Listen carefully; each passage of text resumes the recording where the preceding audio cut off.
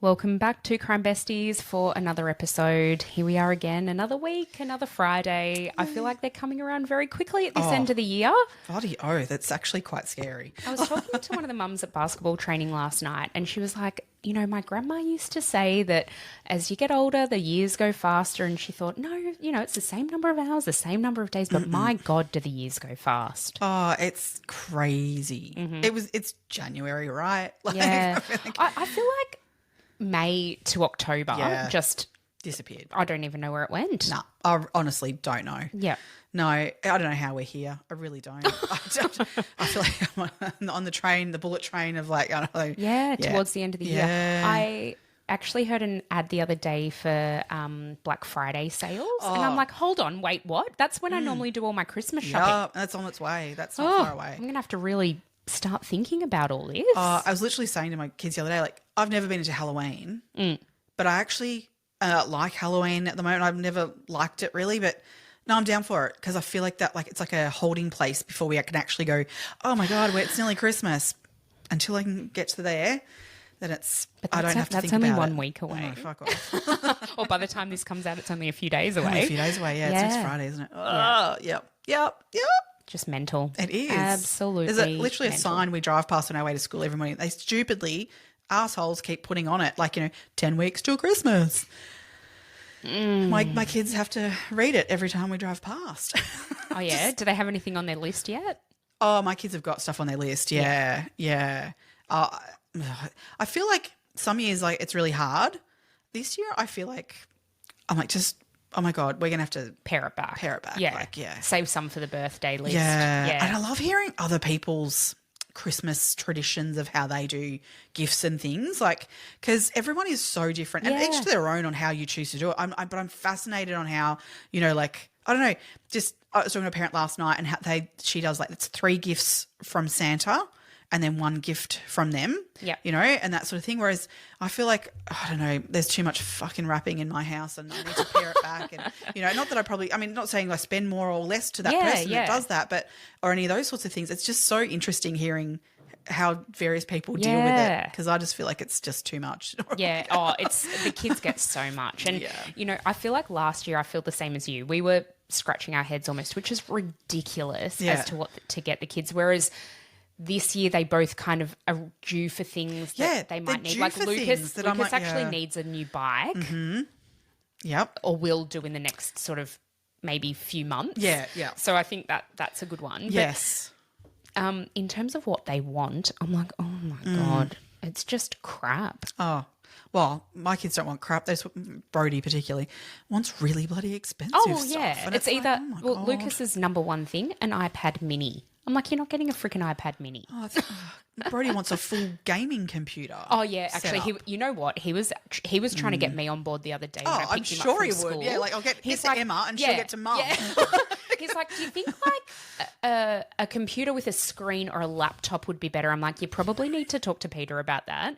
Do you know how many times he's asked me, have you spoken to Peter yet? But Peter wasn't home. So he would have been disappointed. He would have been absolutely hankering to get to Peter and get to direct to the source, basically. Yeah, that's right. And if Peter says it's right, then that's what we have to do. Yeah. Oh, God, actually, you're going to have to word Peter up before he gets to Peter first. I know. I actually have just realised this myself. I need to speak to Peter. And just like really pare back the really minimal specs on what is required on this computer. Yeah. Oh, I mean, seriously, what's an 8-year-old going to do on a computer that needs to be high powered? He doesn't need anything. Like, I look, as a family, we could do with a home computer. Sure. So I'm not anti it entirely in that it is something as they're getting older that they do need, and because I really don't want them using my work computer and things like that, that's something I'm happy to invest in as a family. It's not Brody's. But can you imagine having that conversation with him? I have had that with him. I said otherwise. Well, that's not what came the other day. So. Oh, you're kidding me. Oh, we're going back again, are we? Radio. I might revisit that one if I were you once or twice. I thought we were really actually, because I'd said to him originally, this is an expensive gift. This means there is nothing else. Yeah. Potentially nothing for your birthday either, mate. Yeah. And I'm talking potentially even from grandma and grandpa. Yeah, like, get all your money, people to give you money towards it. This is a huge thing. And I was trying to get him like to pull back a bit. And he's like, because I know what he's like, he wants everything. So he was like, oh, but that means, oh, but I can't have this and I can't have that. And I said, well, then in that case, you need to talk to Mason. You need to talk to me and get us on board with having a computer in the house, you know, like, so he'd actually done that and had that conversation with Mason, and he was actually like, yeah, no, that's okay. I can come at that. Okay. And, yeah, so maybe he'd forgotten, or maybe I spoke to him before you'd had that conversation with him. Oh. No. That's so funny. Oh, God, he's a shit. Yeah. Oh, he's so funny. Yeah. He's so funny. Love him, but oh my God. Yeah. Yeah. Especially what we're doing this weekend. Oh, yes. Getting his ears pierced. Yes, that is the most exciting. Oh, he's so excited. So has he decided what he's doing? Yep. Yep. What's he going for? He's getting one in each ear. Yep. And he wants gold and diamonds. Oh my God, bless that child. That is the best. Oh, bougie as. Oh, well, I'd expect nothing less. Well, I did say to him, we might be more of a cubic zirconia family, but that's okay. I'm pretty sure at the place where you're going, that's about the limit of it. But they do have I got my thirds pierced there and my helix pierced at that place. Yeah. And they're gold, but with cubic zirconias in them. Yeah. Yeah. Oh, look, yeah. I mean, I've got a pair of like little diamond studs that he put up to the ear to like go, how does it look, you know? And he was like, oh, can I wear these? And I'm like, no. Not now, but maybe at a point when you're ready that's something you can maybe pop in. Because I've got them on today, is his little ones that he got me for Christmas a few years back when he was beautiful. Mad Spider-Man boy. And they're little Spider-Man earrings that I think they're from Pandora, like, you know, and he spotted them and he's like, Mum, and he wanted to buy them for me for Christmas. Oh, that was so gorgeous. I think he was in kinder at the time. It was so sweet. Absolutely like, no, but you have to have them. I want you to wear them. So I do every now and then pop them in. And he's very much obsessed with them at the moment, saying like, you know, well, I'll be able to wear them. And I'm like, yes, you will be able to wear these eventually. I think maybe pop into his head as well, because I think they said to me with these, I can't change them for like 6 months or something. It's a long time. Oh, I thought it was like 6 weeks. No, I think it's lots of months. Oh, wow. So telling me he has to be like pretty sure about the ones he chooses. Yeah. Because he's actually also spotted what he wants from Etsy. Yes. It's a pair of earrings that are axolotls. I thought you were going to say basketballs, because I've seen some cool basketball earrings. Same. No, axolotls. Oh, fuck. Maybe Kyle buddy earrings. Kyle earrings. Yeah. Well, if he can't take him with him, at least he can wear him. Can he take him with him? Not leave him at home. Oh, imagine that in your car. Oh! Or like in the school bag or something. No. Oh! Yuck, the sliminess. He's gross. So He's so gross. He's such a little freak. Yuck.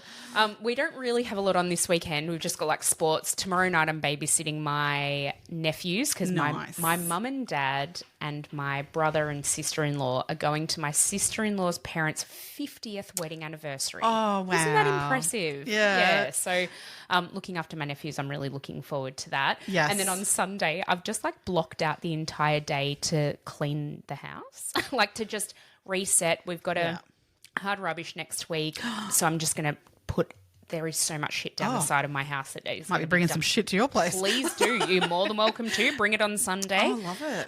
And we're just going to spring clean this house. Yeah, right. I'm done. I so need that too. Oh, yeah. Can't wait for it. Oh, my garden. Oh, my God. I need to attack it. Yeah. Really need that spring. It's just, I was going to say, up.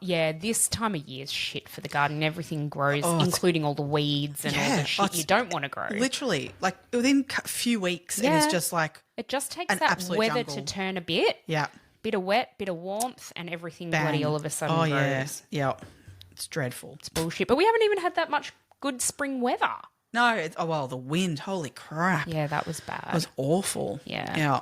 Anyway, I've got a few shout outs for today. Yeah, yes, we've had some great stuff coming through the socials. We really have. We've had so many comments on the socials and that kind of thing. So please keep that up, guys. We love it. Absolutely. We've had some really lovely comments from Jackie J. Gibson, Hayley and Smudgy.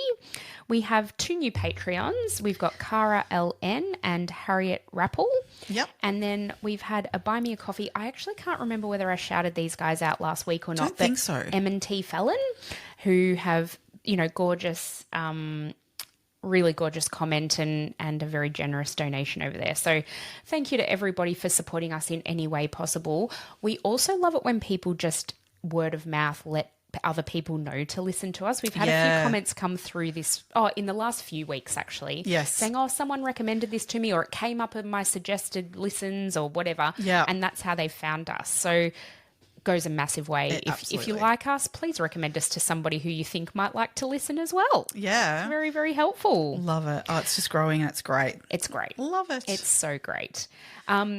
Now, I think before we get into today's case, we probably need to have a bit of a warning. Yeah, because I agree. Today's episode, although all of our episodes are very heavy, today's episode deals with the murder and death of a young girl, an 8-year-old girl. It also deals with religion and cults, and it's just something that if that's not really for you or something you don't feel that you can listen to, please move on. Today might not be one for you because I know we just were chatting before we hit record. Yeah. This has been a really hard one to research. Yeah. I think the frustration of it for me has really gotten to me. Same. And you were saying exactly the same thing. So, we get it. It's a really hard one, but I really strongly feel that we need to put this case out a bit more and make sure that so we're speaking today about Elizabeth Struhs, the death of Elizabeth Struhs. And I think we need to keep her legacy going. I know her older sister wants that. Yeah. And so, that's kind of the reason we decided to bring this case to everybody. Definitely. Now. Yeah. There's a lot of things that still need to occur for this case to make change for the future. So, I think because there's so many failures, like systematic failures, and then also failures in terms of parental, management and all of that. So, Elizabeth Struhs was born in 2013 in Toowoomba, which is in the Darling Downs region of Queensland. It's a really beautiful area. Inland. So, you think of Queensland, you think beaches coastal, but this is slightly inland.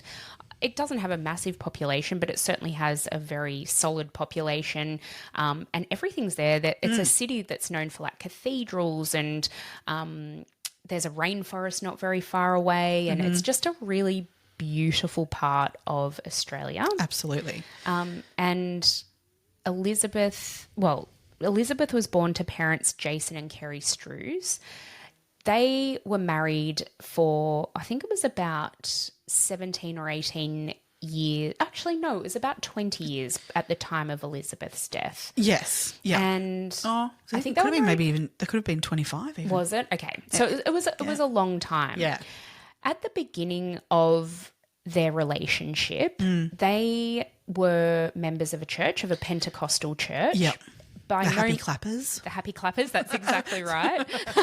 They're singing and all of that sort of stuff. So gospel-ish almost like group that, very, it's a I reckon quite fun kind of style of religion. Not your mainstream sort of Catholic, serious, but maybe a little more, fun and jovial.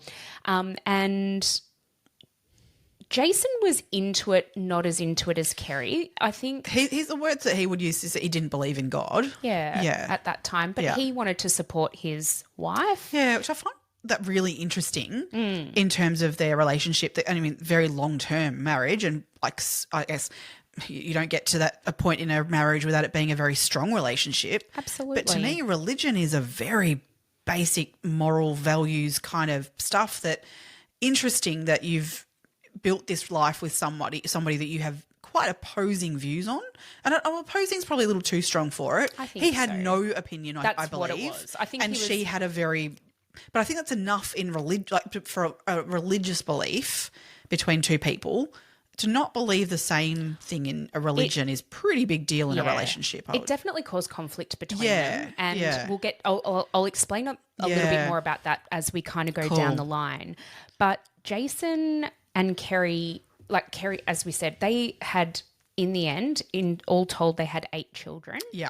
Their eldest was born when they were part of this Pentecost. Their eldest 3 children, I believe, were born while they were members of this Pentecostal church. Yep. And they did everything that Christians do. They celebrated Christmas and Easter.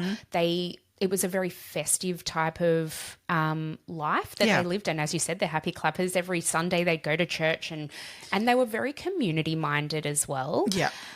Then Kerry met a man by the name of Brendan. I've just had Stevens. Thank you. Oh my God, I can't believe I just had a mental blank.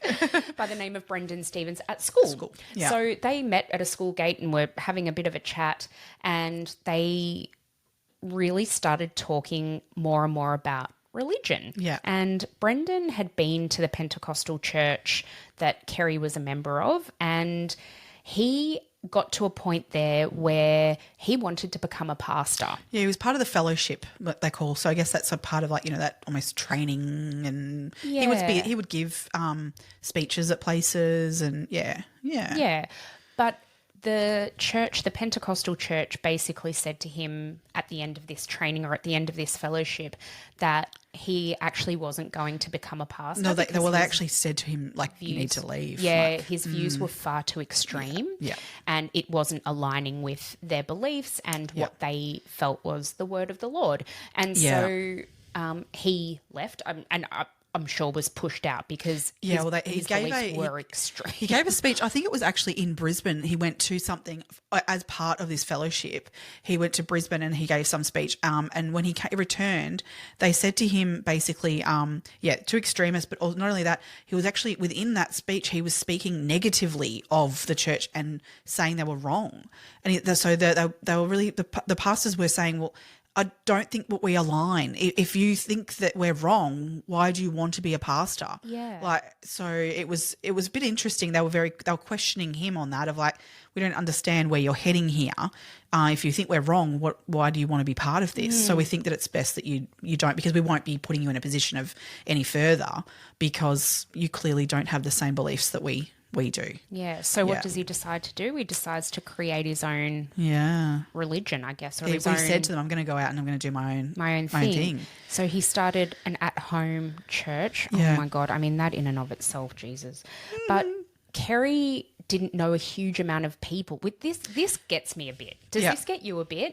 Because the story is that Kerry didn't really know that many people at the church all that well. No. And so Brendan very easily convinced her to come over to his new church. Yeah. And in that, look, I feel maybe her beliefs were at that extreme end anyway, and she was very, I mean, as these things happen, this was a cult at the end of the day. Oh, absolutely. Let's call it what it is. Susceptible people will fall prey to people like Brendan Stevens. Yeah. And I think Kerry was just in that exact right sort of time in her life and had probably developed some of these views on her own anyway, and it was just then taken to the extreme by her then following Brendan to what they called themselves was the Saints. Yes.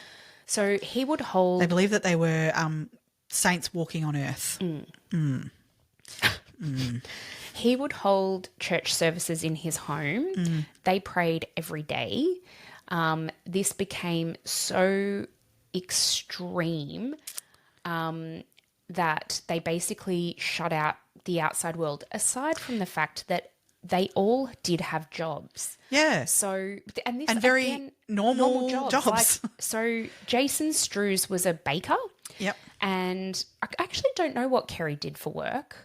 I think she was stay-at-home mum. mum. She was a stay-at-home mum. I think she'd been a teacher maybe prior. She had been a teacher, but that was I think maybe before she had children. It was before she had children, I think, but then she was stay-at-home mum at this point sort of thing, Yeah. And so, these are people who are part of the community. They're going out, doing what needs to be done to earn money. Part of what Brendan would have them do is basically, though, go and they each week when they would come to their Sunday service, where they would pray every day, but on a Sunday, part of that sermon would be each person explaining how they had attempted to bring someone else to the church. Yeah. They all had to have a minimum one person that they had attempted to bring, if not brought along with them on a Sunday. Yeah.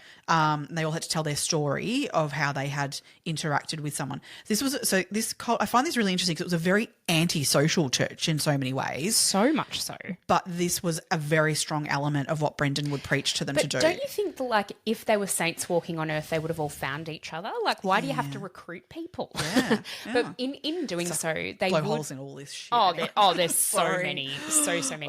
But in doing all of this shit, people would come, because I guess, if you've got a work colleague who's like talking about this stuff, look, maybe it attracts people to go and go, I might go and see what he's talking about. It sounds lovely. Yeah. Because they talk about how they sing and pray, and it does if you're sound into that nice, anyway, I guess. If church and things are your thing, and I know, and there's speaking to other people who I know who are religious, often have said to me that as an adult, you will often sort of shop around for a church, because many of them, even though they might be the same religion, can have very different, slightly different aspects to them that definitely align maybe more with you. Some of them might be more social than others and things like that depending on what you're looking for, as an adult often they will shop around for churches, so it's not uncommon for already a religious person to kind of go, okay, well, where I'm going, I'm not really getting what I want.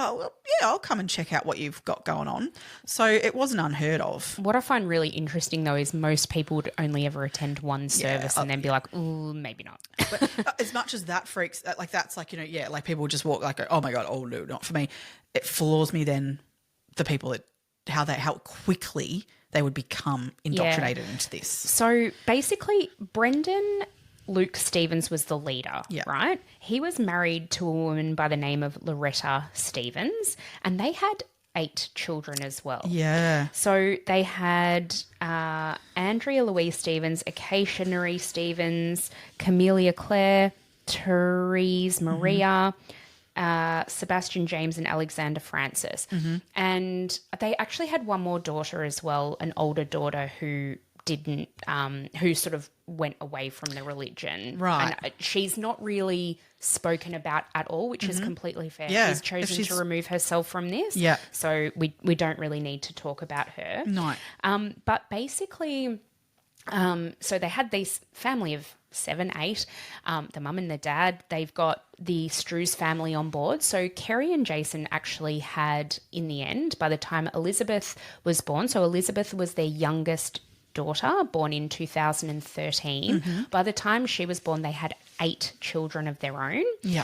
Their eldest being Jade and their second eldest being Zachary. So we don't know the names of the rest of the children, nor do we need to. Because they were all minors at this point in time. That's right. And they were all minors. That's right, at the time of this incident. Yeah. They also, along the lines, recruited into the Saints a girl by the name of a woman by the name of Keita Martin. Now, she was a friend of Zachary's, yes. And she came into the church because Zachary recruited her. I think she had a pretty not great upbringing and was definitely at a bit of a loose end and was looking for something and found her place within this cult. This is the one that really gets me. This is Lachlan and Samantha Schoenfish. So Cameron Schoenfish, Lachlan's dad, has been interviewed. You can listen to interviews with him. He's done interviews with the ABC, Channel 9, and Current Affair. Current Affair. Thank you. I knew it was like 60 Minutes or Current Affair. I couldn't remember which one. And he basically tells the story of how quickly Lachlan and Sam were indoctrinated into this. So this was around COVID time, so 2020 or 2021, actually I think it was early 2021. Lachlan had his first COVID vaccination and he rang to tell his dad, I've had, the first Pfizer vax, and his dad said to him, just make sure you have the booster in 3 weeks because, it's really important. They're saying now this is what you need to make sure you do that. And he also, in that conversation, Lachlan also mentioned about how, there's people who don't even want this. That's so stupid. Why wouldn't you get it? This is going to save lives and blah, blah, blah. 3 weeks later, Cameron calls Lachlan to make sure they've had their boosters, and Lachlan's like, I am not putting that poison into my body. His direct quote to his dad was, having that vaccination will damn your immortal soul. So in 3 weeks, he's gone from being... Now, another thing worth mentioning, Lachlan was an engineer. Yeah. Sam was a hairdresser. They had a couple of children. Yep. And they were just hard and fast indoctrinated into this. Real quick. So he went the from way- calling these people he interacted with, it was weird, to totally in it. Yeah, so he worked with Acacia and Camellia Stevens. They were office workers at the engineering firm they were admin staff at the engineering firm that he worked at. So yeah, he'd mentioned them so many times previously, saying, "Oh, these two weird sisters that work at work, and they dress weird, and they're they're really odd." A bit odd, yeah. To sort of like within 3 weeks, Yep. and it got to the point where Lachlan and Sam shunned their families. They didn't speak to their now I'm talking close-knit, beautiful families. Absolutely. I mean, hearing Cameron speak is really heartbreaking. Yeah. The way he speaks about the fact of, like, literally from a conversation with him, which was their normal, loving, see you later, catch up with you next week, whatever sort of conversation, to literally the next conversation being like, "You're wrong, Dad. You have no way. You need to hear the word of the God of the Lord," and all these things like that. It was, and they're a religious family, and this Cameron speaks of that very much so. And that we've always taught religion to our children and been very much part of the church. But I mean, and he says because they were farmers as a family, that he said we didn't always get to church on a Sunday, but that was always our aim. We've had cows that needed milking. Yeah, if there was stuff that needed to be doing on the farm, we wouldn't get there. But typically we were a religious family. And, so to go from that to this absolute extreme of, like, every phone call with him just got worse and worse and worse, of how aggressive, Lachlan became in terms of how wrong his dad was, which made him, like, evil. Yeah. It was, that's just horrible. Awful to hear that out of your child's mouth. Did you think it was so sad as well that Cameron knew a certain conversation was probably going to be the last one that he had with Lachlan, because he knew he was pulling away and really closing off. And he tried to sort of hold an intervention for him. Yeah, but he said to Lachlan at the time, "Mum and I will always love you. When this blows up, and it will blow up, when something happens or you feel you need to get out, you come to us because we will help you. Always love you." Yeah. That as a parent, like, that's just to know that's the conversation you're having with your kid. That, oh God, it's so sad. And I guess all you can do as a parent, I mean, not in that point in time, not knowing what comes. Yeah. Thinking to yourself, this will blow up. We'll get there. Yeah. To a point where he comes back to us, because this will blow up. But to blow up how it did and how it, it's just, Yeah. You couldn't predict that, I don't reckon. Oh, not at all. No. In July of 2019, Elizabeth, so she was aged 6 at the time. Yeah. Elizabeth was getting sick, and her mum, so the beliefs of this cult of the saints was that, so they were so extreme that they believed that God heals everything. Yep. And so they shunned medical intervention. They wouldn't even take a Panadol. Nope. To the point of Brendan at one stage himself had a really severe bike accident on the road. He was hit by a car, really, really badly injured, refused all medical intervention, would not go to hospital, and he needed to apparently. He spent, I believe it was 6 months. It was. In bed. Yep. Recovering from this. He literally had, like, they had some, I think he had glue on his head, sticking his scalp back. In bed for 6 months. He had internal injuries. They don't even know the extent of it because he wouldn't go to hospital. No. And they basically patched him up as best they could on the side of the road, and he went home. Yep. He would have had broken bones. He absolutely had broken bones. Yeah. Like, they don't know, like, couldn't say which ones, but, like, he kept telling people, "I'm not going to hospital. The Lord God will will heal hear me." me. Well, yeah, like, time heals all wounds. Well, that's the same. As the saying goes. But he could have been in hospital and out again and on crutches, say, or whatever, and he's, I don't know, a couple of months, 3 months max, back to 100%. He was never 100% after that. But he could have been if he'd gone into hospital, whereas instead he spent 6 months bedridden and with lifelong probably, impact of what that caused for him. For sure. What a dick. I mean, seriously. Okay, well, if that's what you want to do, you do that to yourself. That's your choice. That's fine. As an adult? As an adult. You do you. If you believe that and you want to suffer through that, I don't get it, but No. that's your choice, right? Yeah.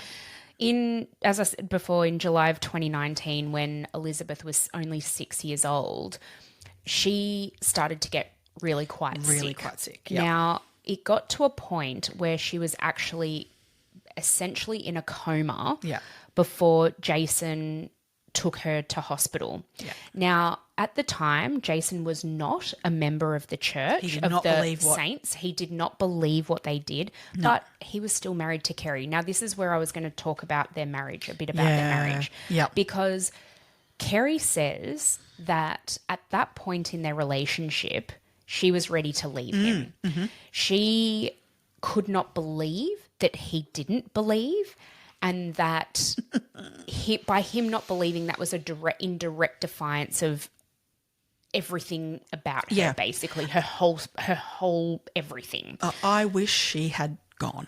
Yeah. Fuck off. Fuck off. Sorry, just gonna say no, because I'm gonna get so angry. I can't. I know. So Jason takes Elizabeth to Toowoomba Base Hospital, their local hospital. She is literally, according to the medical staff, minutes from death. She apparently weighed what a typical 3-year-old weighs. 15 kilos. Yeah, which is and she was 6. So she was emaciated. She was malnourished. She was in a coma. She was suffering. And big time. So her pH, so the acidity of her blood was so acidic at the time. She was in diabetic ketoacidosis at the time. Yeah. Her blood was so acidic that the registrar at Toowoomba Base Hospital said that he has only ever once seen blood that acidic again, and it was on an older person. Oh. He said he couldn't believe that she was still alive. She needed such specialist management that they had to airlift her to the Royal Children's Hospital in Brisbane. Yep. And Jason went with her, and she ended up spending about 5 weeks in hospital. Yeah. Obviously, they came to the diagnosis of diabetes, type 1 diabetes. Within minutes of her arrival in the hospital, she was diagnosed with that. To me, that says a lot. Like that, this was a very quick, easy thing that they could have dealt with a week prior to this as a minimum. Like, as in when she first started showing symptoms, there was no need for any of her feeling any of this, what she went through. And, in this day and age, diabetes, type 1 diabetes especially, I mean, type 2 diabetes is a bit of a different story, but type 1 diabetics can they have the same life expectancy of anyone else in the population. There is no reason that this has a negative impact. Great medical intervention these days to be able to support people with these. Tolerated, well known. Yeah. It's, we've got insulin there. Well, this is the thing that I feel like blowing holes again in their scenario of like, okay, as a religion, they don't want medical intervention, okay, and science being part of like their lives and okay, if that's what you choose, that's one thing. But insulin is naturally produced. Mm-hmm. I understand that it's synthetically produced to be able to have enough to, to treat these people that are, because there's lots of people that need insulin and things like that. But it is a naturally produced thing. Mm. It's not like people were saying she has diabetes and we're going to inject some sort of chemical into her. Yeah. You're actually injecting something in that your body creates on its own. And this it's a bioidentical. Your body just doesn't produce enough of it, so we're going to help you by giving it to you externally. That I really struggle with. Of like trying to I try to come at people's different religions and different thoughts. Oh no, this goes beyond that. But this is beyond that. In that this is a natural producing thing. You are not giving this person chemotherapy. Let's say you're not pumping in something that shouldn't be there. Yeah. On a typical. Yep. Body. Yeah. I get what you're saying. Like it's so extreme. Like you can. Almost maybe understand people not wanting to put certain chemicals into their body like chemo. If people are going to, as an adult, choose, I don't want that vaccine or whatever, like if that in that scenario then you deal with the consequences. You deal with the consequences of that sort of thing. But this is a natural producing thing and a child. Yeah, I see. I totally get what you're saying. I agree. So basically though, when they were at the Royal Children's Hospital, Jason was the one learning to administer the insulin and figure it all out, make sure her levels are all right, blah, blah, blah. It would be a massive learning curve. Oh, totally. Kerry did not visit Nope. once. Nope. Her daughter was minutes away from death. Yeah. And she never, ever visited her in hospital. God will heal her. She's fine. Regardless of whether you think God is going to heal her, do you not want to go and see your own daughter? I don't know whether this played a part in that. I don't think it did, but I'll say it anyway. Obviously, when they first arrived at the hospital, part of that process of like obviously first and foremost, get her stable. But one of the next things they did do was contact child protection. Yep. Because this was a clear case of neglect because this child should not have been got to that point before being brought to hospital. So they were contacted and they were involved in this scenario at this point. So obviously they were being questioned around that, and we don't know, I guess, whether child protection were keeping her from her. I'm trying to give benefit of the doubt here. I don't believe so, but there's that layer at least to know that that is something that's going on around this at the time. I think, yeah, absolutely. But I can't imagine this was the first incident where child protection had been involved with this family. Yeah. I don't think they could have, without doing a very thorough investigation, have kept a mother from her own child. Yeah. Yeah. I think they could have like, at that point. You but reckon? Yeah. Oh my God. Well, with how bad it was, I wouldn't have. Yeah, okay. But that's not been reported anywhere. No, it's not. So I don't think that's what happened. Yeah, okay. I'm just saying that we don't know You're if giving that's her the benefit certain, of the doubt. But obviously they're letting Jason, if that's the case, but he was the one who was saying, oh, no, I've brought her here. I want to make sure we get this sorted. I want to, learn how to do this, and we're going to get this right. I will never let this happen again. Yeah. Were his words. He was, the whole way along. Yeah, he's Whereas, like, I should have brought her in earlier. Like he expressed remorse for that. He expressed regret. Not enough. Weak piece of shit. No. But Kerry was doubling down on the fact of like we should never have brought her here.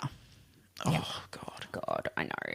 So charges were brought upon both of them for this neglect. They were charged with failing to provide the necessities of life was what they were charged with. Yeah. So what ended up happening is, Jason actually pled guilty, and he was given a 6 or 12-month suspended sentence. I can't remember now. 12 months suspended. Yeah. He served none of that time because he did a deal in testifying against Kerry in her trial. She was sentenced to 18 months. She ended up serving 5 months. Which is fucked up. Which is so fucked up. Oh, it's so fucked up.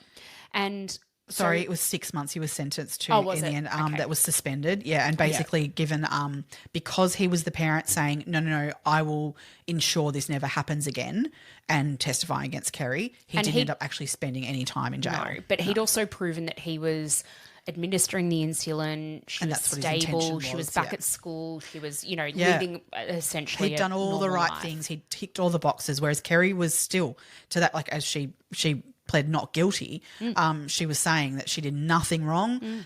God will heal her. Fuck. Do you also think, just really quickly, it just reminded me when I said she was back at school. Yeah. Do you think it's weird that they didn't homeschool their children? Because they were going out and getting all these worldly ideas at school, and then coming home to this extreme view. Yeah. That would have been really hard for the kids. I know. I mean, and hard for, I think, someone like Brendan to then influence if they I think they wanted them out in the world though to be able to recruit more. Yeah, okay. I think that, and the thing was, this is what really gets me with this cult particularly of, again, we said before, how quickly people were indoctrinated into it. And these were such extreme views that they were so much believing of this that I guess, they were like, go out into the world because we're not going to lose them. Yeah, okay, yep. Which floors me of how that is the case. Yeah, because normally like cults are about control. Yeah. And, I mean, it was very much control. Control. But not controlling them as in like don't go out in the world. They were letting them out to do those, go to work in the in your office space and in those places where there was one guy who I think might have been Lachlan, who was he was the engineer. Someone else was like a shoe repair business, and they were working in these everyday businesses, dealing with the public, interacting with the public all the time. Yeah, but that's where I go. There's some other psychological level of whatever Brendan was doing that. There was no breaking, to this day, no breaking of these people's beliefs of this. No. I know. Blows I know. my mind. It absolutely blows my mind. So basically, while Kerry's in prison, so she was, did we say what she was sentenced to? Yeah, she was sentenced to failing to 18 provide months. the necessities of life for 18 months. Yeah. And served only 5. Yeah. So when she went to prison, now you've got to have a bit of a think about this. Jason's at home with 8 children. He is... How old are they? Oh, no, he's only home with 7 children. 7, sorry. Because you're absolutely I guess right. we probably should mention too then the eldest, Jade. Yeah. So she made a break away from the family at the age of 16. So she realised that... So she was, as being the eldest, she was raised in the Pentecostal church as a younger child. And you can hear lots of interviews with her. She's very vocal around all of this and really respect her. And Me too. Her, she still believes in her religious beliefs and has those, and they're very, I guess, standard religious beliefs. So he has, at the age of 16 though, she started to, well, before that even, changing over to Brendan's church and joining that, she did struggle with it. And in particular, like she said, because she celebrated Christmas and things like that, and all of a sudden there was no birthdays, there was no Christmases. And as a kid, that's a big deal. Oh, like, massive. Huge to take those things away from them. So I think she was easier to, be out in the world and kind of go, I know there's other things out there and I don't really believe this. She wasn't as indoctrinated as others, especially like then the next sibling, Zachary, who was definitely, he got well in. The Kool-Aid. Absolutely. Is it also, like, the other thing is that Jade, when she was a younger teenager, she came out as being gay. Well, she realised that, that's what she was. She says now that she reckons she would have come out even earlier than she did had she not been involved in this, because she knew that this was something that was not going to be accepted. No. But she had these feelings about herself even earlier. Yeah, okay. Yeah. So she left the house, the home, the family when she was 16. Now, she actually went to live with other family members. So she did have somewhere to go, thank God. Because when I was first listening to this story, I'm like, what happened to her? Was she like out on the streets on her own? Like, where did she go? But she did have other family members who took her in, thankfully. Oh, yeah. And raised her for the rest of her teenagehood sort of thing. Because Kerry's parents even, they're very, to this day, like sort of are involved, and that they don't have these extreme views. Oh, and no, they're lovely. They're lovely really people. down-to-earth people. And so Jade's, being able to go to people, which fantastic that she had that support to be able to move to. And she did stay in contact with Brendan, and even did see do you mean her siblings. Jason? Oh, sorry, Jason, sorry. Yeah. She even did see her siblings somewhat regularly. That this is the thing, as we were saying, like typically if you as a child of people in these cults, if you were then to like say no, I don't want a part of this, they would shun you entirely and not let you anywhere near those people in the cult again. To you don't want to have them infiltrating and being able to take away people out of the cult. But that's not how Brendan did it, and so he did allow them to still see each other. But I think really, also the fact that Jason wasn't in it probably helped, because I'm pretty sure Jade didn't have a lot to do with her mum. No. I think all of the contact was through Jason. So definitely, that would have helped, I guess, in that way. So. But anyway, so Kerry's now, we're sort of fast forwarded again. Yeah. Kerry's in prison. She's serving this, what ends up being a 5-month sentence. Yeah. Jason is at home with 7 children. Yes. And he's a baker, so he's doing these early mornings and juggling a young child with diabetes. That's and right. What comes There's with a those lot things. going on. It's a very stressful time. Yeah. And people around him, I'm talking work colleagues, I'm not talking the saints, but work colleagues, sort of, and other family members as well, described that he had basically a mental breakdown. It was just all too much. It was all overwhelming. And unfortunately, in that moment of absolute vulnerability and of him hitting rock bottom, who comes in and sweeps in with a perfect solution to all of this? Fucking Brendan Stevens, that piece of shit. He turned to his son Zachary first and said to him, like, I'm not coping. And Zachary, who was very much in with Brendan, turned to him and said, well, you've got to pray. Because God heals all. And so Brendan did do that, and this is where I find this really weird. I know. There's interviews of like him, police interviews, you hear him talking about this fact of like literally immediately he felt better. Like I feel like all he did was basically go, just absolve myself of any responsibility and therefore I feel better. prior to that, you were being a parent, and that's stressful at any time, let alone being on your own. And with you don't just 7. get to check out of that. No, I'm sorry, you don't. You don't. But that's he did. literally what his solution to this was just absolve yourself of it. I honestly believe that's what... He was in his 60s at this time. Or I think he might have just been 60 actually. And he gets baptised. There's video footage of it. You can find We're it talking online. at the moment too, like this is 2 months in to Kerry's sentence. Yeah. This is early days really of like, because she's meant to be serving 18 months. Yeah. Fuck me. I know. Didn't take long. Nope. Weak piece of shit. Oh, he had, oh my God, isn't he? Mm-hmm. So he gets baptised in the backyard of, I think of Brendan's house. Yeah, Brendan's house, yeah. In a bathtub. Yeah. That's outside, and it's all, Again. hey, all this singing. singing and clapping and dancing and rejoicing in the fact that Brendan's finally come over. Kerry says that when she found out this information, she was like, well, I'm not leaving him anymore. This is the thing. And I think actually Brendan is on record of saying this too, that so obviously with her going to jail, he really understood that her really doubling down and really like getting like that was, he knew that this was like the end of his marriage, that she would come back from her time in prison and that their marriage would be over, which, God, okay, here's your choice. Your daughter being healthy and with us, or staying with your wife who is going to inflict that pain and ending of a life on your daughter. Which do you choose?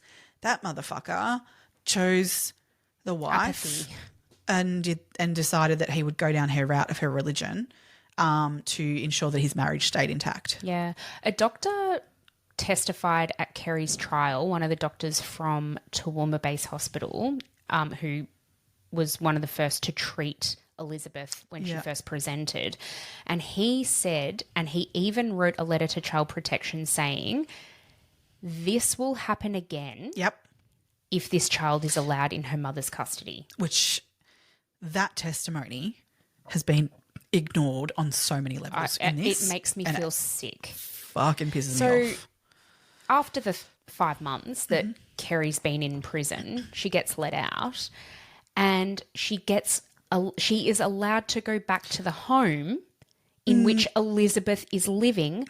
Now, I don't didn't understand flag this. to Child Protection. They never came out to visit after she was released from prison. Not only that, like I even go back to the fact of, yes, okay, Jason has said, I'm going to look after Elizabeth and make sure this never happens again. But I'm returning to the same family home where there are children living who are in this church, and he's going to – I just cannot fathom that Child Protection did not go further in respect to protecting Elizabeth at that point even, let alone allowing the mother returning into that same home, knowing – I don't know how she got fucking parole, because she never once said – I regret what I did. Oh no, she actually said the absolute opposite. Yep. She should never have got parole. Who did that? That's on them, and they need to be held accountable too. Mm-hmm. But Child Protection should have been flagged at that point. Absolutely, whether it was at 5 months or 18 months, no matter what her length of sentence was, that should have been an intervention point for someone coming in and saying, we need to check this family home for Elizabeth. And all the other children, because the other children are in danger too. Oh, they fall over at school and break their arm, and they're not going to get medical attention either. Right. Why there weren't more eyes on this, I don't know. I think for the fact that the kids hadn't had any injuries or anything that was reportable. Lucky. God. I mean, with kids, bloody hell. Jesus. But then also the kids were really kept insulated. So I'm saying, yes, of course they go to school. Shit happens at school sometimes. Yeah. But neighbours of them in Toowoomba would say that, as kids, they're riding their bikes, they're out the front, they see there's other kids, they go, do you want to come and play? And they were always like, oh, no. And they return inside. So they didn't really have like an outdoorsy lifestyle. No. They certainly didn't interact with peers, with other children their age, unless they were at school. Yeah. So maybe that's how they avoided any potential injuries. But I mean, kids get sick. Yeah, they just if get you're sick. out at school, they would have. I'm sure those kids would have suffered through different illnesses absolutely. that were never treated, and they just had to, tough it out. tough it out and get over it Be eventually. healed by God. Yeah. Oh, fuck me. It's so fucking horrible. Yeah. Within 2 weeks. 3. Was that 3? No, it was within 2 weeks of Kerry's release. Jesus. So it took a week. Oh, So right. within 2 sorry. weeks of Kerry's release from prison. Oh, yeah. It was decided amongst the adults. Well, I think it was Jason who actually he says he didn't actually think about this prior. It was, they were having sort of a bit of a get together of like, because Kerry was home and he just stood up out of nowhere. He said, God just made him do it. Mm-hmm. And he said, Elizabeth is cured. Sorry, what? What? And that's when they Brendan's like, yes, she's cured. God's cured her. So she doesn't need her insulin anymore. So this was the 1st of January this happened. Now, in 2022. Mm-hmm. So we gather here tonight to bring women back to their rightful place. The Testaments, a new Hulu original series from the executive producers of The Handmaid's Tale. It's easier to accept a story than believe that the people around you are monsters. The battle isn't over. There comes a time when you have to take action, when you have to choose your own destiny. Never quite as it seems. Watch the new Hulu original series, The Testaments, streaming on Hulu and Hulu on Disney Plus for bundle subscribers. Terms apply. Elizabeth, they've withdrawn insulin from her. Now, within 24 hours, so the next day, Elizabeth wakes up and she's fine. So they're like, see, she is cured. cured. She is cured. She hasn't had any insulin. Her levels were like where they exactly where they should be in the morning. Yeah. Like her, in fact, I think Jason even said her blood sugars were the best they'd been that morning. I'm sure he says that. Mm-hmm. Within a day, now this is very well documented, very well known.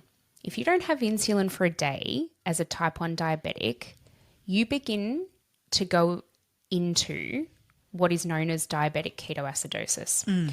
This is basically a staged process by which acid builds up in your blood and your body tries to get rid of that and tries to bring your balance back, your pH balance back. Yeah. It does this by increasing your thirst. You start heavy breathing. Your breath smells really sweet. Mm-hmm. There's lots of ketones in your breath. Yep. The patients eventually become, there's vomiting, diarrhea, excessive urination. Yep. And someone put it really like kind of beautifully at this moment where, because all those things that the body's doing is actually to try and protect the body. That's right. And it basically eats itself in order to like keep the brain active and the heart to get enough glucose. Yeah. And someone said, I can't remember who it was, said basically her body was doing more than her parents were ever going to do for her. Oh my God. I was like, oh my God. That's so fucked horrible. up. Like, yeah. Oh, but it's true. Yeah. Her body was fighting so hard to help her. Eventually, so it got to a point where, this was only a couple of days after the insulin was withdrawn. She couldn't even walk. Mm-hmm. They brought a mattress into the lounge room and they were all coming over and praying. And they weren't praying for her to they were praying for her to be healed by God. That's all what they were praying for. They weren't. That's right. Oh, it's just... Kerry and Jason would go off to bed at night and someone else, another member of the church, would stay up and sit with her. I don't even know how... I can't come at it. It makes me so... I can't even believe that. I can't believe that, but I do believe it because I know it happened. Yeah. So basically, Elizabeth falls into a diabetic coma and 7 days after the insulin was withdrawn, she takes her final breath. Those 7 days would have been, or at least 6, would have been excruciating for her. When members of the church, I think Brendan, this was in an interview with Brendan, he's like, no, she wasn't suffering. There were no external signs of suffering at all. And I'm like, fuck off. That is bullshit, number one. Vomiting for one thing. Like couldn't stand up. The child was probably too scared to show how sick she was. She probably had no strength to show how scared she was. Nothing left. She was relying on everyone else there, those other adults, to take care of her. This is the other thing that fucking makes me so mad. In one of the police interviews, they're like, well, she didn't want the insulin. She's fucking 8 years old. Yeah. She's 8 years old. Brendan goes, well, she wanted this. Fuck, she did not want this. That is not what anyone would want. She's an 8-year-old little girl. You've fucking brainwashed her to think she doesn't want this, to think that God's going to save her. Yeah.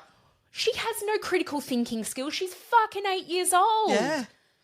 Oh, it's just absolutely sickening. Oh, my God. And the thing that gets me even more than that is the interviews with the police after this.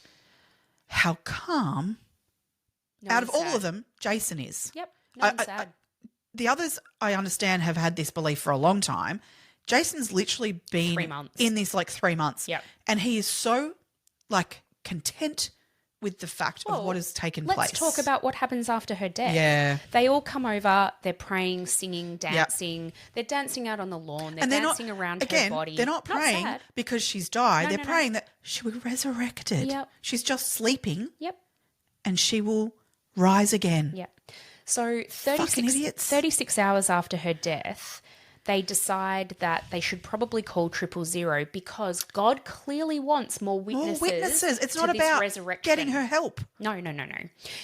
Because this must be God's plan that we need to call services in, because then when she goes wherever she's going to go, they'll see that she's resurrected. Part of their religion is hands on people is what helps heal. Yeah. And that was why, so eyes on people and hands on was supposedly what she needed to resurrect her from the dead. Now, I feel so sorry for the emergency services workers who attended this scene, because there was a recruit ambulance officer and two qualified ambulance officers who arrived now, and 2 police officers. What they would have walked into, I can't even imagine. That would stay with you forever. There's a dead 8-year-old in the middle of a lounge room on a mattress on the floor. I can't even imagine that scene. But they did try to perform CPR. I guess they had to. I think they legally kind of have to do very attempts clear that of she things, was but already deceased and well and truly deceased. Yeah. They've then removed her body from the scene, from the house. Whilst they're doing that, though, these motherfuckers are singing, and I don't mean somber. Oh, no, singing, this is jovial. Joyful fucking singing. Happy clapping. Yeah, beyond. And you can hear it in the background of the police interviews and stuff they do kind of out the front of the house. Their body cams. As they start to do the cordoning off the scene, because they realise it's a crime scene very quickly. And it actually fucking does my head in that how these people are insane. Oh, yeah. Because there is no sane person that could do that in front of that going on. No. And neighbours say that jovial singing and dancing had been happening for basically that entire 36 hours from when she died until her body was taken away. You literally don't have any kind of heart. Oh, no. So obviously, as you said, the police, once they found out she'd been deceased for 36 hours, and they were very matter-of-fact about telling them that, they started to ask questions, as you do, and Jason was the first one interviewed. And they say to him, how are you related to Elizabeth? Oh, she's my daughter. And they're like, oh. The police officer's like, oh, okay, right. So can you tell me a little bit about what's happened here? And he basically said that she was cured from her diabetes. Well, clearly not. No. Quite obviously not. And she's not actually dead. This is God's plan. She's just sleeping. And she will be resurrected. Yep. So you just need to wait for that, because she will actually be resurrected. Because as well, this sort of occurred with the 2019 incident where she was taken to hospital and diagnosed with diabetes at the first time. All along, Kerry would never say that Elizabeth going to hospital that time is what healed her. She 100% to this point in time, and even now as we speak, believes that it was God that healed her that time, not the hospital. Yeah. So what? This is just a fucking coincidence that she was near death and you take her to this miraculous building where there's people who know what they're doing, and she, after a month, let alone, like, I mean, it took time, but she was very quickly at least stabilised, and then a month later was able to come out of that hospital, you know, however, a child who has diabetes and continue her life. That has absolutely nothing to do with her, the fact that she was in that facility and with those people. According to her, this was all God. When Brendan's interviewed about this, he says that medical practitioners kill people all the time. And so why would you trust in them? I'm like, are you fucking kidding me? No, they're very rare, and we've that's why we did a podcast on the one that's very, you know, it's rare that they do that. That's not a thing. It's not a thing. Like, it's not a thing. No. But that's why, so they're at the front of this scenario here, fully convinced that she's not dead and she's going to come back because God heals, and God's already healed her once. And he's going to do it again. Brendan says, what point does your brain not kick in? No. And none of them are sad. Nope. No one's sad. No one's crying. No one's sad. They're not. Jason. He flat out says, I'm not sad. Yeah. He said, he's like, I know I'm going to see her again. I hope you should never have seen her again after the last time. Exactly.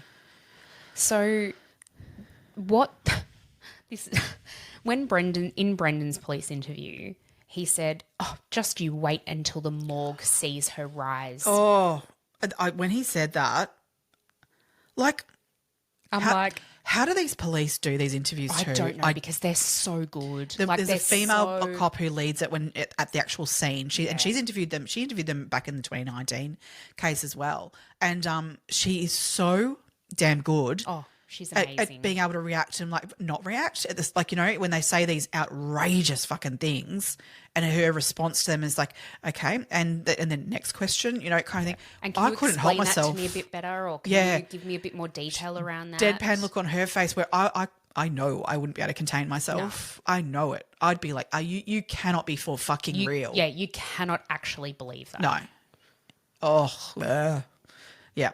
Brendan's interview is equally as it's disturbing, so infuriating but at the same time, Jason and Kerry are her parents. The only grace in that I'll give Brendan is that he's removed and he's not that child's parent, but he had responsibility over her in this situation. Well, he was the one who encouraged him to stop. He did all this, but oh God. And I mean, he founded the Saints. He founded the church. Cult. Absolutely. Oh God. Oh, it's just phenomenal. Yeah. It's unbelievable. It's truly, truly unbelievable. It really, really genuinely is. I found it incredibly bizarre that this all played out the way it did. Yeah. I mean, over the time after, this is the thing out of all of it, maybe excluding the actual death, but this is the thing that breaks my fucking heart. They never claimed her body, and they never held a funeral or anything like that. Oh, God. So Jade was eventually contacted by the morgue, by the coroner. She found out about this via a journalist. Oh, no, she found out that Elizabeth had died from a journalist. Yes. Which is disgusting in and of itself. Like, do you know the Toowoomba Struhs? Yeah. Yeah. Why? She Googles it and she finds out there's a death of a child, and she's like, puts two and two together. It was Elizabeth. This is after Jade had found out that she was dead. Yeah. She gets a phone call from the mortuary to say, we've contacted the next of kin and they don't want to pick up the remains. You're the next person. This is where right of refusal. Fuck. So of course Jade takes Elizabeth's ashes. They opted to have her cremated. I think Jade opted to have her cremated. I'm not really sure how that would Jade have been at that point? She was 20. So that's so young. So young. To be dealing with that. Jade was far too young to be dealing with this. You know, imagine how alone she would have felt anyway. And now she's taking responsibility for her youngest sister's ashes. Yeah. Horrid. How could her parents not want her? This is where I don't get that. That's why I can't see how this is a religion. Like, as in, religions are supposed to be the values of a religion I can always come at, like as in, look after others, be friendly, be kind, be loving, all those sorts of values I can always, as much as I'm so far from I don't believe in God, but if you want to be a good Christian and all those sorts of things, yeah, I think that they are values I absolutely can uphold. But whereas this religion, it does not hold any of those basic values that are what you. They cherry pick what they want out of the Bible, this is don't so they? Because, it. But how can you be like, this is the religion? Like God's meant to be all healing, but leave your daughter in her body to rot in a morgue. Like, what? I can't comprehend either. This is what broke me. Yeah. I'm like, how can you, even believing what they believe, why wouldn't they take her body? Yeah. And if you think whatever they want to do in their religion of that, it surely is not just leave it in a morgue. Yeah. It actually makes me feel sick. It's horrid. And that, that poor I'm girl. so glad she had Jade, because there's no one else in that family. Grandparents were, that and was auntie removed and uncle. that would have done that. Yeah. So, I'm so grateful for Jade, for Elizabeth, because her fucking parents are absolute sacks of shit. Oh, fuck. I don't even think that. No, That it doesn't cover it. No. And, even before Jason joined the religion, what a weak piece of shit he must be. Because he's not standing up to his wife when he can clearly see that their daughter was so unwell. And he let it get to the point where she was in a fucking coma before he did anything about it. No. Yeah, it's where I go back to that original statement around, like, religion's big deal in terms of values in a relationship. And he clearly, as much as he's held his ground of whatever, of like, oh, I don't believe, and you do, and that's fine, as long as it doesn't but couldn't care less when it does impact him either. Yeah. And I just find that incredibly, like, it was like, to me, that's almost as so weak. It's basically like, I don't have the energy to believe anything anyway, so I don't really give a shit. Yeah, it's like, it's apathy. Yeah. It's not okay. It wasn't a staunch, like, no, I don't believe that.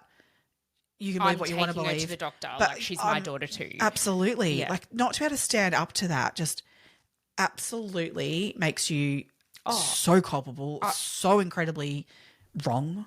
Oh, dipshit. Absolutely. What a fucking dick. So basically, I think Jason and Brendan were charged with murder. Yeah. And so Kerry, the mum, Yeah. Zachary, the brother, the eldest brother, all of the Stevens children who were living at home and were members of the church. Yep. Lachlan and Samantha Schoenfish. Yep. And Keita Martin were all charged with manslaughter. 14 people in total were charged in relation to the murder of Elizabeth. Good fucking job. I haven't looked it up. I should have. Has there ever been that many people in Australia charged with the same murder? So. I don't believe Crazy. Like, I mean, not like, as in, like, that's just That's huge. great. Like, thank God they went that far. Honestly. Absolutely. I mean, I don't think they went far enough in the end. But no, I agree with that. But at least, I guess, we got to that somewhere. point. Yep. So, in the end, it ended up being a judge-only trial because this had received so much media. I'm talking not only within Australia, but internationally. It was a massive news story. Of course it was. It is fucking I don't know that it was big enough, to be honest. I really, honestly, I feel like it wasn't big enough. You know what? I think you're right, because the reason being the name Elizabeth Struhs wasn't instantly recognisable to me. I knew the case and I knew the story. Her name wasn't in my head. No, I don't. So I think you're absolutely right. I feel like maybe if you lived in Queensland, yes, it was probably much more heavily played there. Yep. I feel like being out of the state, which that shouldn't. This case should have moved across state lines. It should have been more. It should have been bigger, because there is so much, and we'll get into it in terms of what was wrong in this situation that has to be, and I'm not saying should be. It has to be fixed. Yep. We cannot allow, as a society, this to ever happen to a child ever again. No. Anywhere in Australia, anyone in the Anywhere world. in the world. Yeah. It is not okay. Yeah. There were people who let her down as well as her parents. It's so wrong. Yeah. But we'll get to it. So in terms of the trial itself, was it fucking shit show? Fucking shit show, because they chose to represent themselves. Well, first of all, But they also chose to run the trial. Yeah. All 14 of them Yeah. at once, which Yeah. that I don't know has ever happened before. No. Not that big a... they had to rearrange the courtroom to Yes. fit them all behind the Yeah. right desk. Yeah, they all- and give them yeah. all desks. And it meant that there wasn't a huge amount of public space, but because there was interest in this case, they had sort of overflow rooms and stuff for people Yeah. to be able to bear witness to this. But they didn't want legal representation. They refused to enter a plea, so the judge had to enter a plea on their behalf, and he obviously entered a plea of not guilty. Yeah. So the trial has proceeded, and Brendan basically represented them all. They without a each legal represented degree. themselves. Well, technically, but I think he was the main spokesperson. Each one of them would took on like point person for various people that Right. were, so the prosecution brought in witnesses, and that's the thing. So when it came to the defense putting their case to the judge, they didn't. So, but they would cross-examine witnesses that were on the stand that the prosecution put up there, which was part of it was their family members and stuff, but they each had a moment where they were point person and they would go and cross-examine these people. I don't think that's right either, because I don't think that you should be like cross-examining. Like at one point, I think Jade sat on the stand. Yeah, she did. And Yep. like her mum or dad cross-examined her.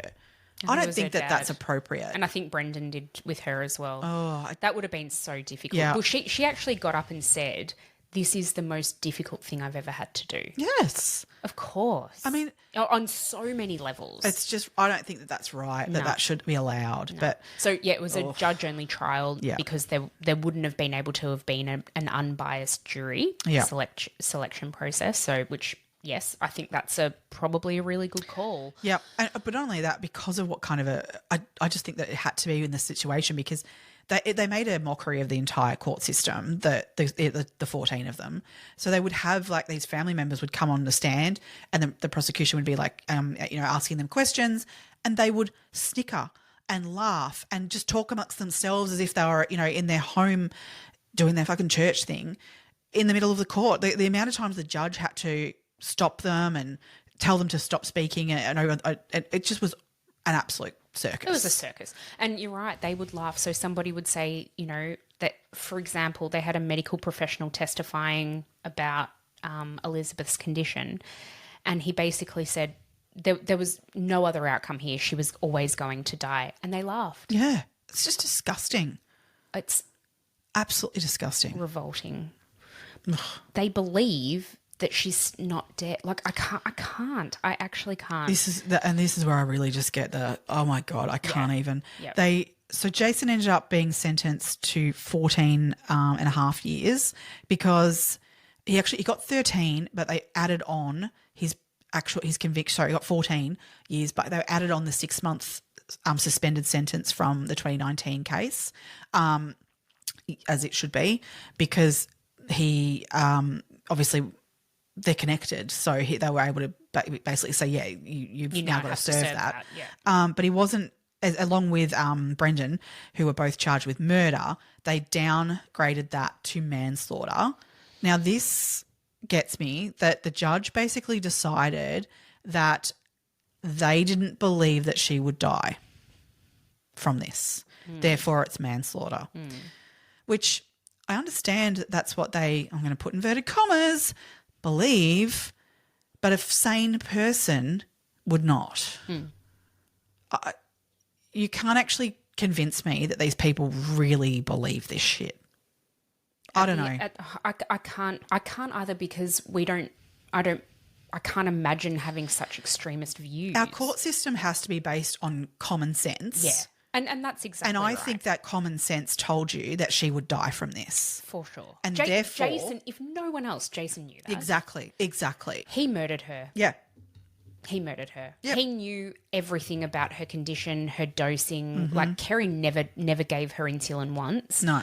Jason took full responsibility for that. And therefore I can't even believe her mother didn't even ever administer a dose of insulin to her diabetic daughter. But the fact that in that Jason 2019... took on that responsibility and he fucking failed at it. Yeah. He murdered her. Yeah. He admitted back in that 2019 that he knew that's what the outcome could have been. What's the difference? The fact that he even said, I will never let this happen again. Yep. He knew what would happen if they did this again. He knew she would die. Yeah. So to me, that's not manslaughter. No. That's murder with intent. Absolutely. Absolutely. So, look, I think the sentence that they got was bare minimum, but at least it wasn't nothing. Yeah. Kerry was also charged with convicted of manslaughter, sorry. Yeah. She ended up serving sentenced to a bit over 14 years because she then a bit over 15, actually. It'll be 15, is it? Yeah. Because they added on the rest of her sentence as well that she didn't serve. Yep. Brendan received 13 years, and then we've got Loretta Mary Stevens, 9 years. Zachary, the other son of the Struhs, was given 6 years. Samantha Schoenfish was given 6 years. Alexander Stevens, Sebastian Stevens, Andrea Stevens, Acacia Stevens, Camilla Stevens, Therese Stevens, Keita Martin and Lachlan Schoenfish were all given 7 years. Yeah. And they could all go for parole after having served 80% of their sentences. Now, apparently, the word is that none of them intend to do that, which great, okay, but their reason for that is because they will not admit that they've done anything wrong. They're staunch. They are so staunch that they have come out and said that they will serve every bit because it's all God's plan. They are in prison right now, and they're in together, as in like males and females separate, but all the females from this cult are together and all the men are together. And they're probably they are recruiting still in there, actively recruiting. They are actively participating in this religion to this day. And all still believe that Elizabeth will rise from the dead. Yeah. Because she's not dead, she's sleeping. Yeah. But she's dead. Yep, she's dead. Because of you. She's not coming back. Yeah. She lost what could have been an incredible life. I know that she had spoken to a school teacher of hers and said that she wanted to be a doctor when she grew up because she wanted to help other kids like her with diabetes. Which outright absolutely puts a kibosh on Brendan's theory that she wanted this. 100%. Because why would she say she wants to help other children and be a doctor if she doesn't want help? For sure. And wants this. Yeah, it's absolute, it's a farce. It's absolute bullshit. Yeah. She's an 8-year-old. Yeah. And with she just wanted to dreams help other people. of helping others.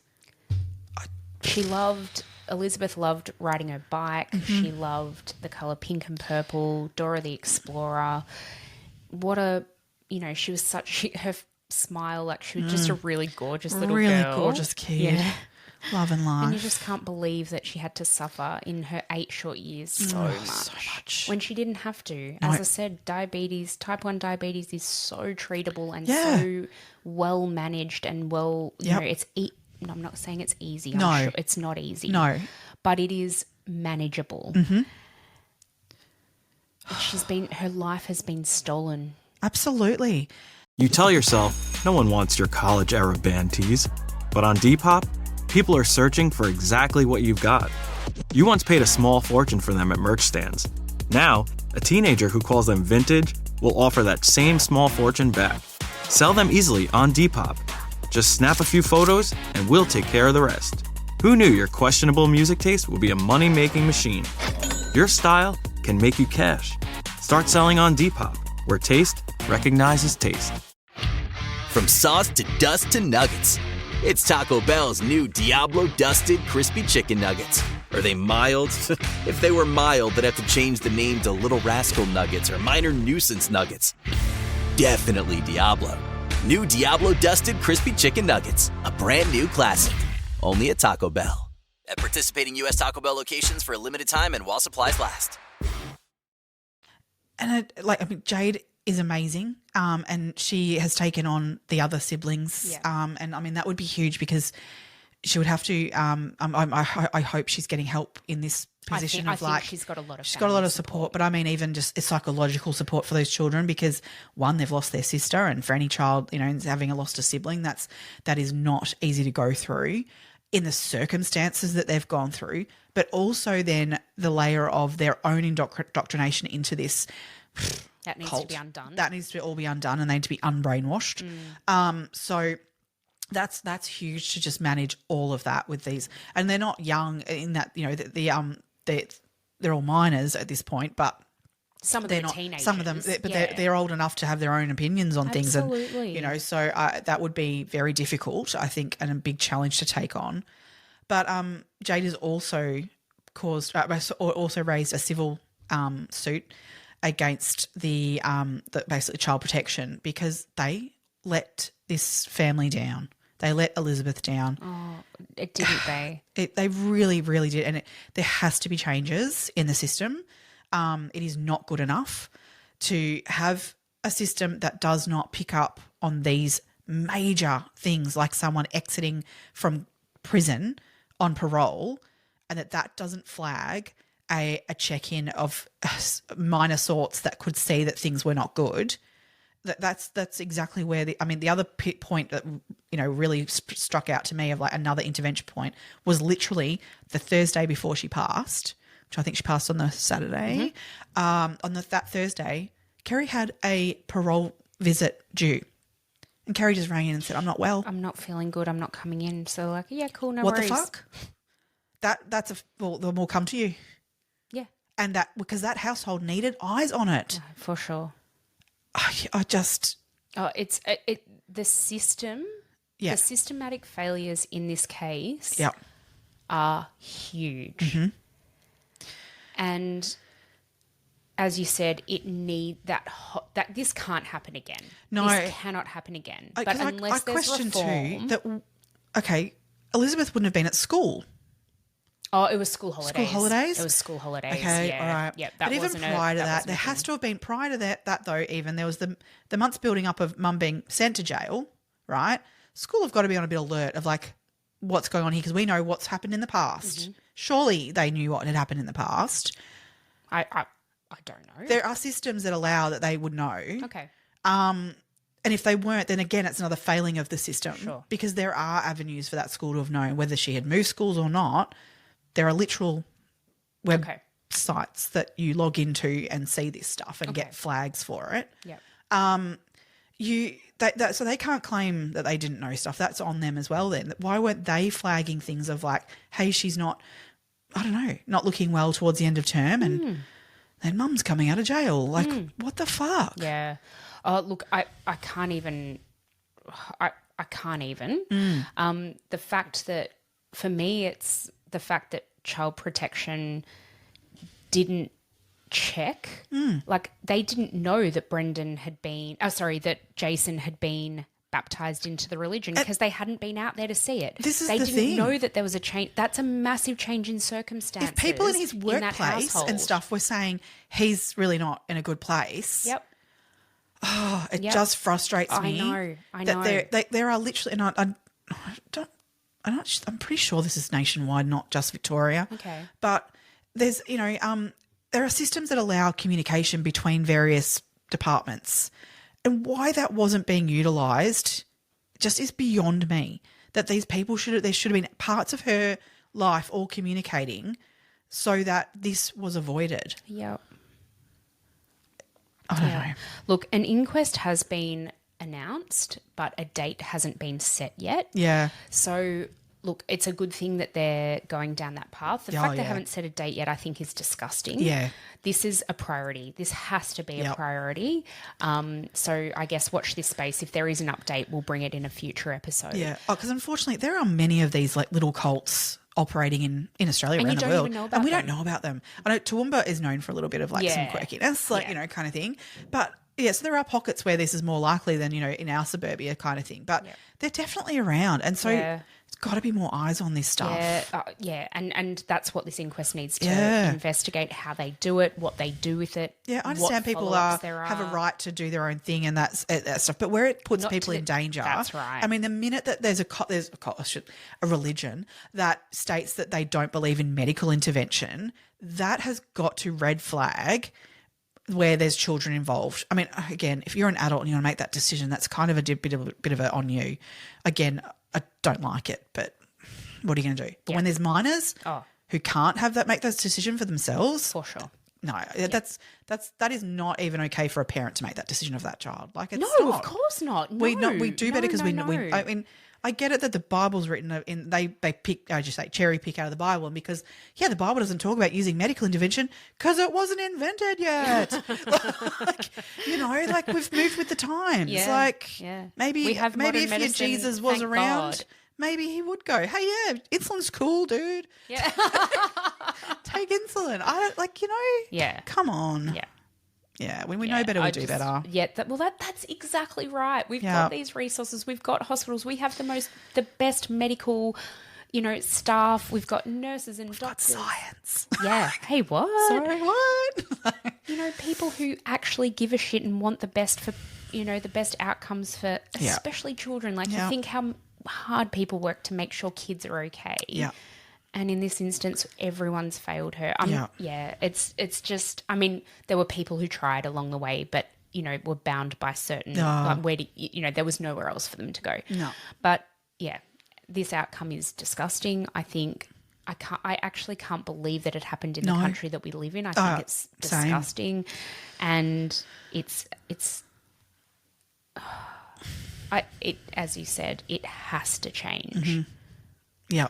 It really does. We have to do better. I just also wanted to mention Lachlan and Samantha Schoenfish, they had 2 children. Yeah. They have said that they don't ever want to see their children again. Their children are being raised between Samantha's parents and Lachlan's parents. I mean, 2 minds about that. I think it's better for their children. Better for their children for sure. But can you actually believe that? How do you do? I don't know. Okay. One way to make yourself an absolute piece of shit. Yeah. Like how? How do you just go? Nah, I'm done.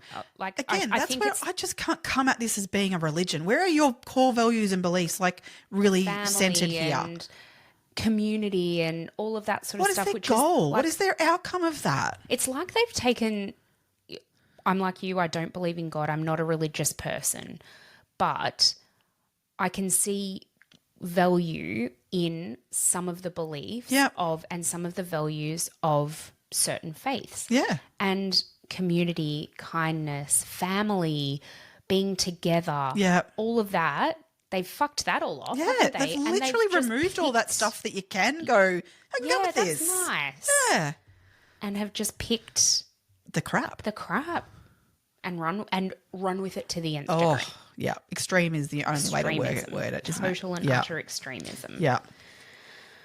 Oh, I just can't. I just can't. This poor little girl. It's just shit. Yeah.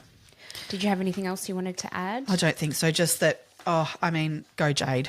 Yeah. I really am impressed with her and she's amazing. And, stick at it. You're doing the right thing and you're just incredible. Yeah. She is amazing. Yeah. And thank God those other kids have her. They're very lucky. And I hope that they know that. I hope they see that. Because Jade is, hero. Yeah. All right, let's leave that one there. For sure. Next week, this is on a completely different plane, thank God. Yeah. But next week, we're actually bringing you the Lawyer X case, Nicola Gobbo. Mm-hmm. Oh, this is a spicy one. So stay tuned for that. And thank you again for joining us for another week. Don't forget to go over to Patreon if you'd like to support us over there. It's $5 a month and you can join us at patreon.com/2crimebesties. can buy us a coffee if you like at buymeacoffee.com/2crimebesties. Or as we said at the start of the episode, share it with one person. Yeah. Share it with one person who you think might like it. We would be so appreciative. So thank you. Absolutely. Stay curious, Crime Besties. Bye.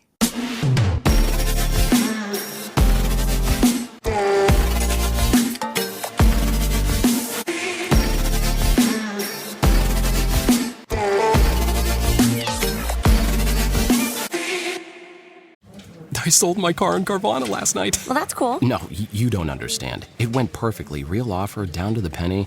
They're picking it up tomorrow. Nothing went wrong. So, what's the problem? That is the problem. Nothing in my life goes as smoothly. I'm waiting for the catch. Maybe there's no catch. That's exactly what a catch would want me to think. Wow, you need to relax. I need to knock on wood. Do we have wood? Is this table wood? I think it's laminate. Okay, yeah, that's good. That's close enough. Car selling without a catch. Sell your car today on Carvana. Pickup fees may apply.